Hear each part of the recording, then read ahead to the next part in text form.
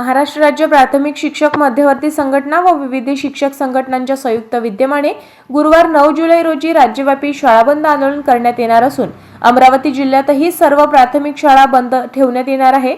सकाळी 11 वाजता डॉक्टर बाबासाहेब आंबेडकर चौक येथून जिल्हाधिकारी कार्यालयावर भव्य मोर्चा काढून जिल्हाधिकाऱ्यांना निवेदन सादर करण्यात येणार आहे। रविवारी मालटेकडी येथील जीवन प्राधिकरण विश्रामगृहात झालेल्या नियोजन बैठकीत हा निर्णय घेण्यात आला। बैठकीत जिल्ह्यातील विविध शिक्षक संघटनेचे पदाधिकारी उपस्थित होते।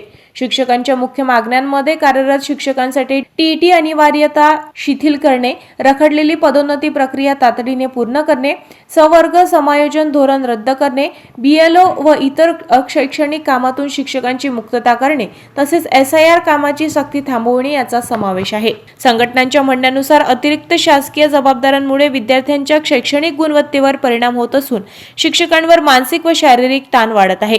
शासनाने शिक्षकांच्या रास्त मागण्यांवर तातडीने सकारात्मक निर्णय घ्यावा, अन्यथा आंदोलन अधिक तीव्र करण्यात येईल असा इशारा शिक्षक संघटनांनी दिलाय।